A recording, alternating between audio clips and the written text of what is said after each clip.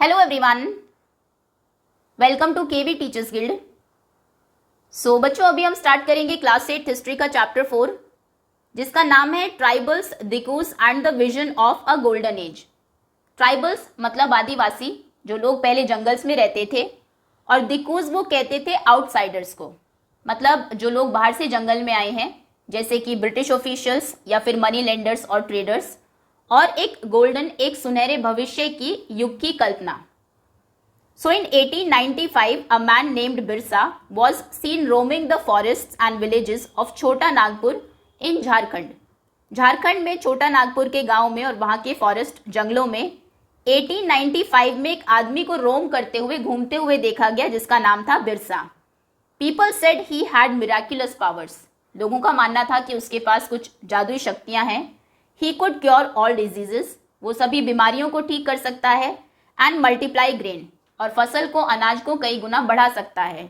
Birsa himself declared that God had appointed him to save his people from trouble. और बिरसा ने भी खुद ये डिक्लेयर कर दिया कि भगवान ने उसको अपॉइंट किया है उसके लोगों को मुसीबत से बचाने के लिए। Free them from the slavery of dikus, और जो दिकूज है, बाहर के लोग जंगल में आ गए हैं, उनकी गुलामी से उनको फ्री करने के लिए, आज़ाद करने के लिए। सून थाउजेंड्स बिगैन फॉलोइंग बिरसा, जल्दी ही हजारों लोग बिरसा को फॉलो करने लगे। बिलीविंग दैट ही वॉज भगवान, उनको विश्वास था कि बिरसा भगवान है। And had come to solve all their problems, और उनकी सभी प्रॉब्लम्स को सॉल्व करने के लिए वो आए हैं। Birsa was born in a family of Mundas. Birsa Munda's की फैमिली में पैदा हुए थे। मुंडाज कौन थे? ये एक ट्राइबल ग्रुप था जो कि छोटा नागपुर में ही रहता था। But his followers included other tribals of the region. लेकिन बिरसा को मानने वाले लोग सिर्फ मुंडा ट्राइब के ही नहीं थे, दूसरी ट्राइब के लोग भी उसको फॉलो करते थे, जैसे कि संथाल्स या फिर Oraons. All of them in different ways were unhappy. ये सभी ट्राइब के लोग किसी न किसी तरीके से नाखुश थे with the changes they were experiencing, जो चेंजेस, जो बदलाव वो एक्सपीरियंस कर रहे थे। And the problem they were facing, और जो प्रॉब्लम्स, जो मुसीबतें वो फेस कर रहे थे अंडर ब्रिटिश रूल, ब्रिटिशर्स के आने के बाद। Their familiar way of life seem to be disappearing. एक जिंदगी जीने का जो तरीका था, जिससे वो फेमिलियर थे, परिचित थे, वो धीरे धीरे डिसअपियर हो रहा था, खत्म हो रहा था। Their livelihood were under threat, और उनका जो सोर्स ऑफ लाइवलीहुड था, जो जंगल्स थे, वो अंडर थ्रेट थे। And their religion appear to be in danger, और उनका रिलीजन भी, उनका धर्म भी उनको डेंजर में, खतरे में दिखाई दे रहा था। What problems did Birsa set out to resolve? Birsa किन प्रॉब्लम्स को सॉल्व करने के लिए निकले थे? Who were the outsiders being referred to as dikus? ये कौन आउटसाइडर्स थे जिनको दिकूज कहा गया है? And how did they enslave the people of the region? और कैसे उस रीजन के लोगों को इन्होंने गुलाम बनाया? What was happening to the tribal people under the British? British के अंडर में ट्राइबल लोगों के साथ क्या हो रहा था? How did their lives changes? कैसे उनकी लाइफ में बदलाव हो रहे थे? These are some of the questions you will read about in this chapter. ये कुछ ऐसे क्वेश्चंस हैं जिनके बारे में हम इस चैप्टर में रीड करेंगे। एक पिक्चर आपको दी है। Women of डोंगरिया कंद tribe of Orissa wade through the river on the way to the market. ये एक ट्राइब है उड़ीसा की। उड़ीसा में भी छोटा नागपुर का एक पार्ट एक्सटेंड होता है, और ये नदी को पार करके जा रही हैं मार्केट में। You have read about tribal societies last year. Last year हमने ट्राइबल सोसाइटीज के बारे में थोड़ा सा रीड किया है। Most tribes had customs and rituals that were very different from those laid down by Brahmans. ज़्यादातर ट्राइब्स के खुद के कस्टम्स, रीति रिवाज और रिचुअल्स, रस्में होती थी, और वो काफ़ी अलग होती थी उन रिचुअल्स और कस्टम्स से जो कि ब्राह्मण्स ने बनाए हुए थे। These societies also did not have the sharp social divisions that were characteristic of caste societies. हम जानते हैं कि ब्राह्मण्स ने सोसाइटी को 4 कास्ट में डिवाइड कर दिया था, ब्राह्मण्स, क्षत्रिय, वैश्य एंड शूद्र। तो ऐसा कोई शार्प डिवीजन ट्राइबल्स में नहीं था। All those who belonged to the same tribe thought of themselves as sharing common ties of kinship. जो लोग एक ट्राइब से बिलोंग करते थे वो बिलीव करते थे प्रिंसिपल ऑफ किनशिप में। अभी किनशिप में क्या होता है? एक एरिया में जिस ट्राइब के लोग रह रहे हैं वो ये जानते हैं कि कई हज़ारों साल पहले हमारे जो एंसेस्टर्स रहे हैं उन्होंने इस एरिया को डेवलप किया है, तो इस पर हम सभी का कंट्रोल है, ना कि किसी एक का। अब जबकि ऐसा नहीं है कि इसका मतलब ये नहीं कि बिल्कुल कोई सोशल और इकोनॉमिक डिफरेंसेस थे ही नहीं इन ट्राइब्स में, कुछ थे लेकिन उतने शार्प नहीं थे जितने कि ब्राह्मणिकल सोसाइटी में थे। और इसी के साथ हमारा पहला टॉपिक है how did tribal groups live, कि ये ट्राइबल ग्रुप्स रहते कैसे थे, क्या ये काम करते थे। तो कुछ थे जो कि झूम कल्टीवेटर्स थे, एक पीस ऑफ लैंड पर खेती की, फिर उसको छोड़ के दूसरी जगह चले गए, तब तक वो जो लैंड है वो अपनी फर्टिलिटी रीगेन कर लेती थी, फिर वापस वहीं पर आ गए। कुछ थे जो कि हंटर गैदरर्स थे, शिकार किया करते थे, जो फल फ्रूट है उनको गैदर करते थे, मार्केट में बेचते थे, वही उनका सोर्स ऑफ लाइवलीहुड था। कुछ थे जो कि एनिमल्स को हर्ट करते थे, जानवर पालते थे, और कुछ सेटल्ड कल्टीवेशन भी करते थे, एक जगह रहकर खेती करते थे। अभी इन चारों को हम वन बाय वन डिटेल में देखेंगे। तो सबसे पहले बात करते हैं झूम कल्टीवेटर्स की।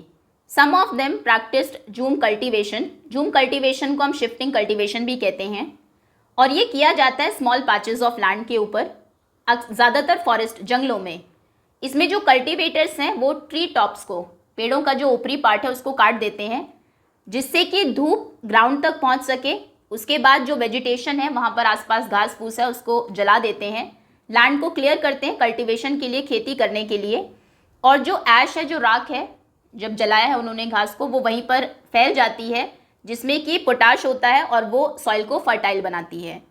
वो यूज़ करते हैं एक्स, कुल्हाड़ी, पेड़ों को काटने के लिए, और हो, कुदाल जो है उसको यूज़ करते हैं सॉइल को स्क्रैच करने के लिए, थोड़ा सा खोद देते हैं उसको, ज़्यादा नहीं, जिससे कि वो प्रिपेयर हो जाए कल्टीवेशन के लिए।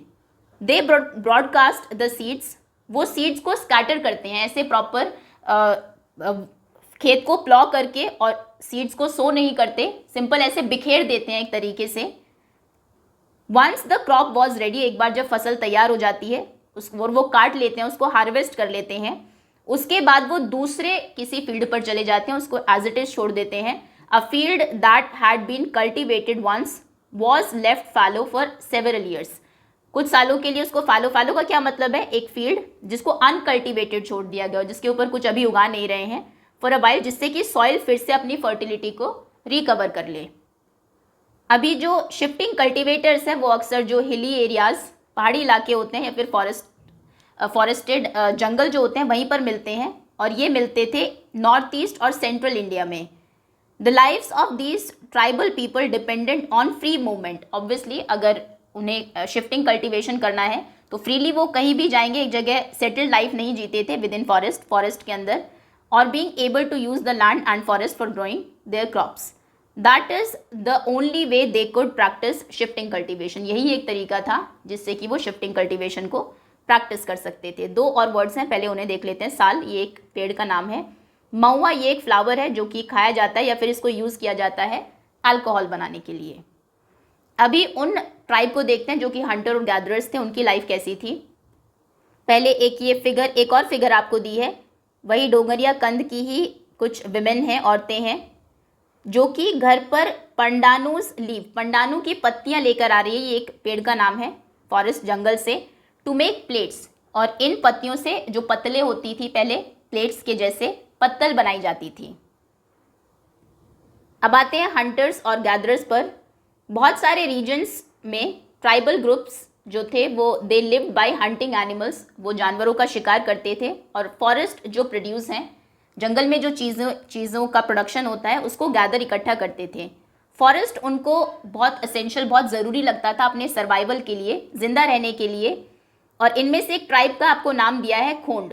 खोंड्स जो थे, ऐसे ही एक कम्युनिटी थी जो कि फॉरेस्ट में रहती थी उड़ीसा के।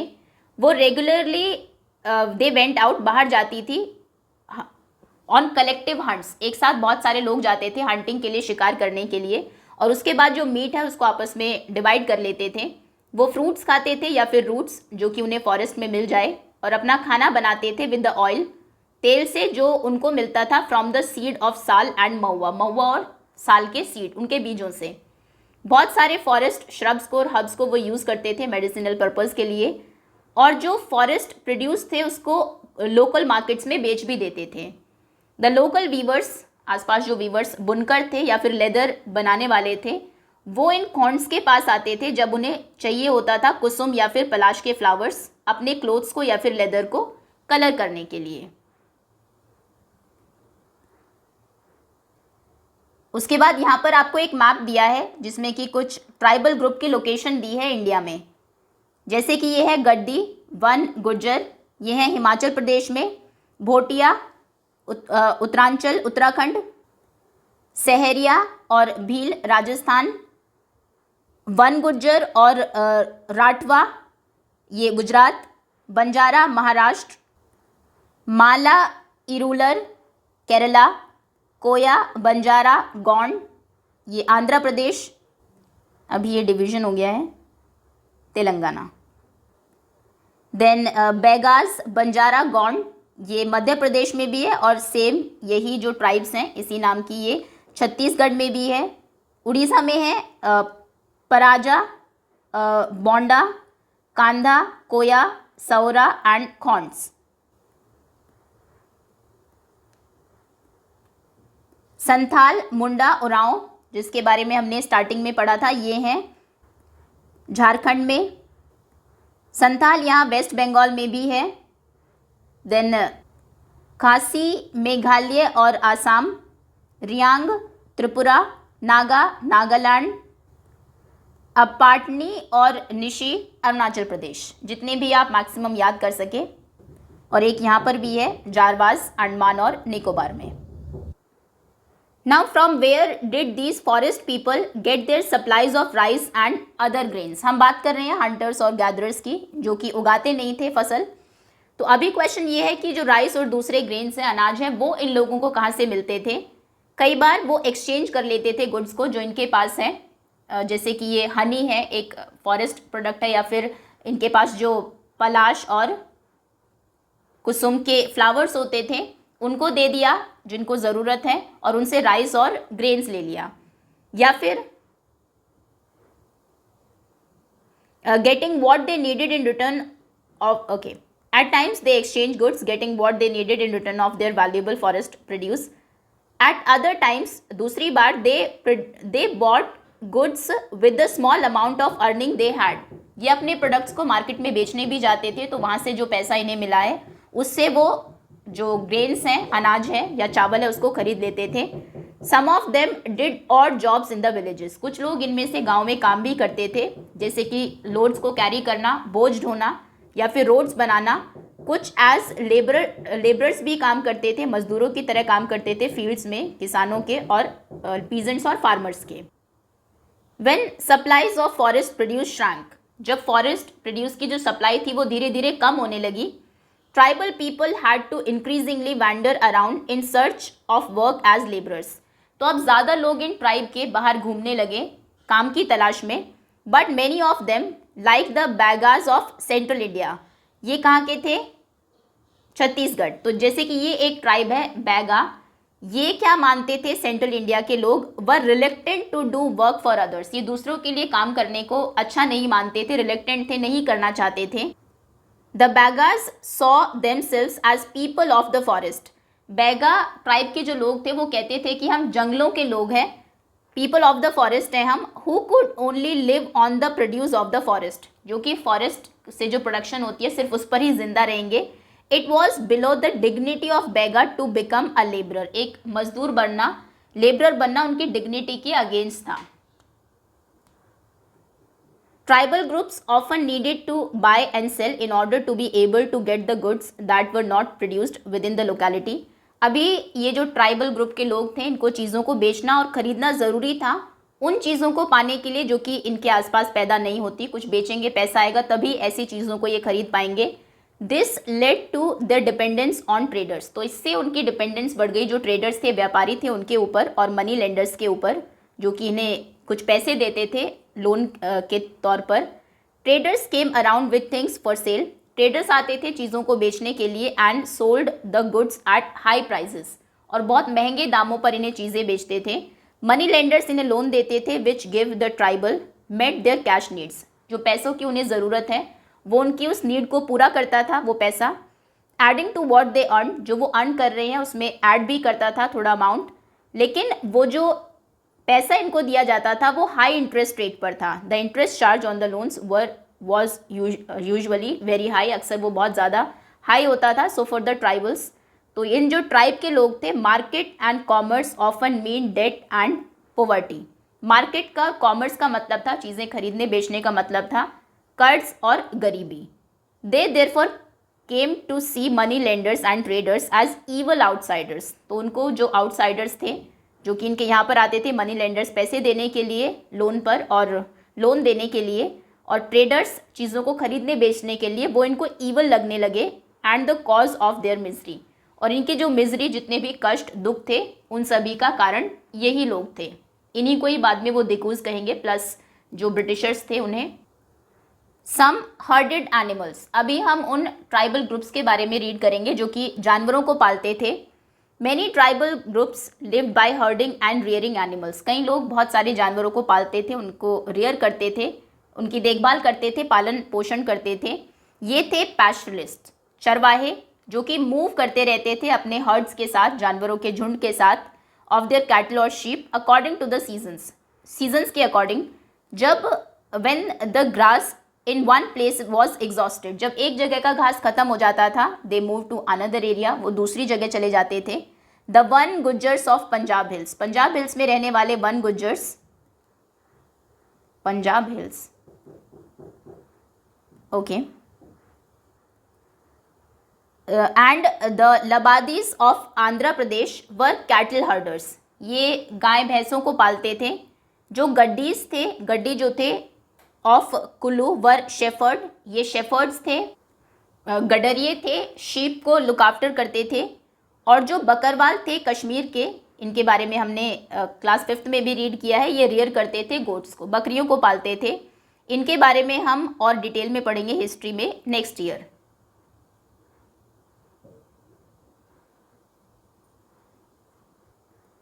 अब हम बात करेंगे उनकी, जिन्होंने की सम टुक टू सेटल्ड कल्टीवेशन, जो कि एक जगह पर सेटल होकर खेती कर रहे थे। Even before the 19th century, 19th century से पहले भी many from within the tribal groups में से ही कई हैड बिगन सेटलिंग डाउन, उन्होंने सेटल डाउन होना शुरू किया। And cultivating their fields in one place year after year, और वो एक ही प्लेस को कल्टिवेट करते थे, उसके ऊपर फसल उगाते थे हर साल। शिफ्टिंग की तरह नहीं कि एक साल यहाँ पर खेती की फिर दूसरी जगह चले गए। Instead of moving from place to place they began to use the plough. हमने देखा शिफ्टिंग कल्टीवेशन में वो सिर्फ हो यूज़ करते थे, थोड़ा उसको खोदते थे, सीड को स्कैटर कर देते थे। तो इन्होंने प्लॉ को, जो हल है, उसको यूज़ करना शुरू किया, और धीरे धीरे इन्हें राइट्स मिल गए उस लैंड के जिसके ऊपर ये रह रहे थे, उस पर इनका अधिकार हो गया। बहुत सारे केसेस में, जैसे कि Mundas of Chota Nagpur, the land belong to the clan as a whole. लैंड जो है वो एक पूरे क्लान की, मतलब एक कबीले की होती थी, और जितने भी मेंबर्स थे उस कबीले के, उनको they were regarded as descendants of the original settlers. वो खुद को उनके डिसेंडेंट, वंशज मानते थे, जो ओरिजिनली वहाँ पर आकर बसे थे। Who first clear the land, जिन्होंने सबसे पहले उस लैंड को क्लियर किया था। इसीलिए all of them had rights on the land, तो उन सभी का अधिकार था, ऐसा नहीं कि किसी का ज़्यादा है किसी का कम है। Very often some people within the clan acquired more power, कई बार कुछ लोग थे क्लैन में जो कि ज़्यादा पावरफुल हो जाते थे, ताकतवर हो जाते थे दूसरों से। कुछ उनमें से चीफ्स, सरदार बन जाते थे, दूसरे उनके फॉलोअर्स हो जाते थे। Powerful man often rented out there land instead of cultivating it themselves, जो पावरफुल लोग थे, जिनके पास ज़मीन ज़्यादा होती थी, वो फिर उसको रेंट पर देने लगते थे, खुद नहीं कल्टिवेट करते थे। British officials saw settled tribal group like the Gonds and Santhals as more civilised than the hunter gatherers और शिफ्टिंग कल्टिवेटर्स। ब्रिटिश ऑफिशियल्स जो थे, ये जो लोग सेटल होकर खेती कर रहे हैं, उनको ज़्यादा सिविलाइज्ड, ज़्यादा सभ्य मानते थे, जैसे कि गॉन्ड्स और संथाल्स थे, उन लोगों से जो कि हंटर गैदरर्स थे या फिर शिफ्टिंग कल्टिवेटर्स थे। Those who lived in the forest were considered to be wild and savages, जो जंगल में रह रहे थे उनको वाइल्ड, जंगली समझा जाता था। They needed to be settled and civilised, उनको सेटल करना होगा, सिविलाइज्ड करना होगा, ये ब्रिटिशर्स का मानना था, और इसमें उनका खुद का ही इंटरेस्ट था, जिसको हम बाद में रीड करेंगे। So that's all for now. Remaining जो टॉपिक्स हैं इस चैप्टर के, उनको हम सेकेंड पार्ट में कवर करेंगे। Okay, thank you so much for watching.